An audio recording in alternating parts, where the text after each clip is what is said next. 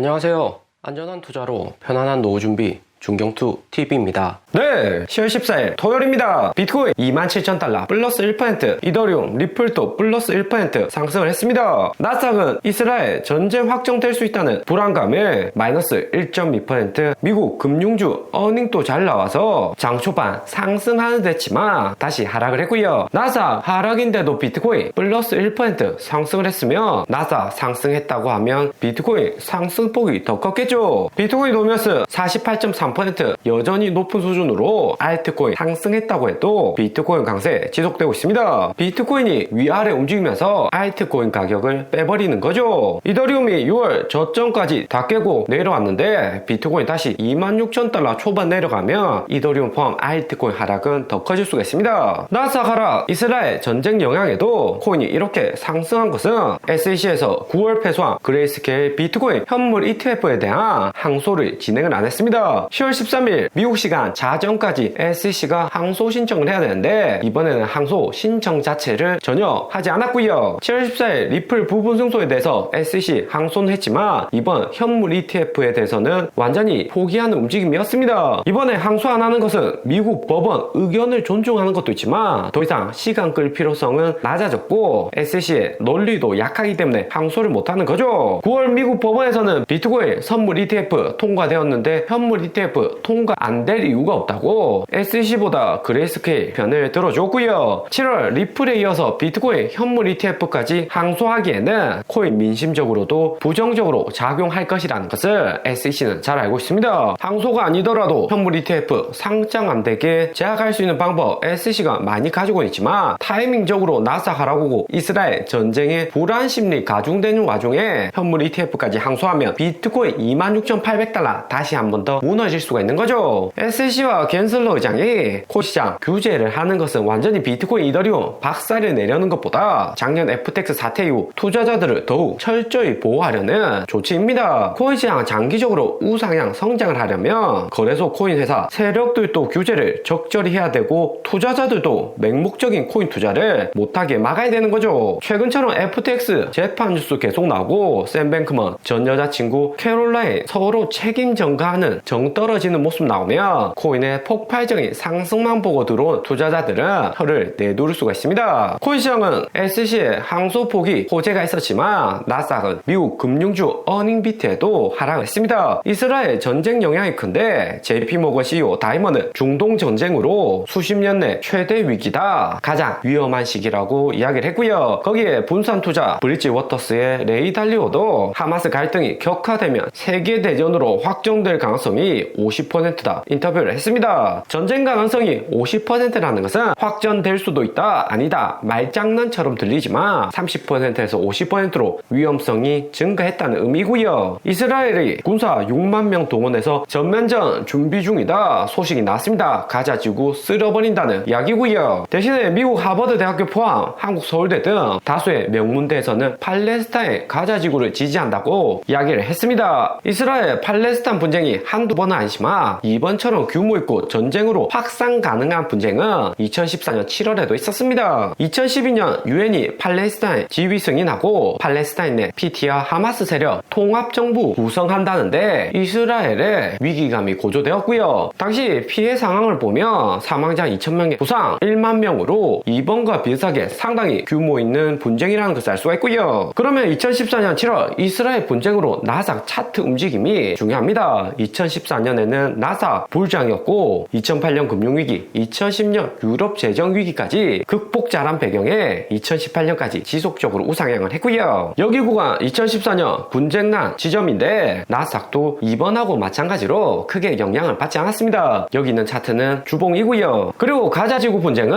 2014년 8월 26일 한 달 40일 정도 이후에나 빠르게 종료가 되었습니다. 러시아, 우크라이나처럼 자원 풍부한 국가들은 돈이 많기 때문에 1년 이상 사실상 장기전을 할 수가 있지만 이스라엘이나 팔레스타인은 다른 이야기죠. 팔레스타인 무기도 북한에서 80만짜리 조립 미사일 수입하는 판국에 오래 지속을 할 수가 없습니다. 이스라엘도 미국 지원 받는다고는 하지만 우크라이나처럼 자원 부국보다는 IT 산업 관광업이 발달한 나라죠. 때문에 미국도 이번 전쟁으로 무기 팔아서 수익 많이 볼 수 없는 실정입니다. 종교 간의 분쟁, 역사적인 이유, 다양한 전쟁 요인이 있지만 결국에 전쟁은 돈으로 하는 거죠. 그래서 2014년에도 40일 만에 금방 분쟁이 끝났습니다. 이스라엘 전쟁에도 미국 증시 하락은 약했고 전쟁 종료 이후 한 달은 상승을 지속했고요. 하지만 전쟁이라는 불안감 계속해서 증시에 남아있으면서 긴 꼬리 만들면서 다시 한번 크게 폭락을 했고요. 여기 구간 마이너스 10% 하락을 했고 일봉상 나스닥 200일선 아래로 잠시 하락 이후 빠르게 반등이 왔습니다. 나스닥 QQQ로 200일선 보면 여기 검은색 라인 330달러 구간이고요. 현재 QQQ 365달러인데 여기서 이스라엘 전쟁 종료되고 한 달간 12월까지 우상향하다가 직전 고점 넘은 이후 그 다음에 쭉 하락이 크게 올 수가 있습니다. 한 달 지나고 나스닥 상승했다고 해도 350달러 정도의 200일선이 위치할 수가 있고요. 200일선 350달러까지 나스닥 하락하면 비트코인도 25,000달러 아래까지는 큰 충격이 올 수 있습니다. 알트코인은 안 그래도 저항선에서 횡보 중인데 저항선 깨고 내려갈 가능성은 상당히 높죠. 거기에 알트코인은 반등이 나스닥 비트코인보다 약하기 때문에 한번 저항라인 아래로 떨어지면 더 빠질 수가 있죠. 2014년 7월 이스라엘 본장에서 우리가 생각해볼 만한 점은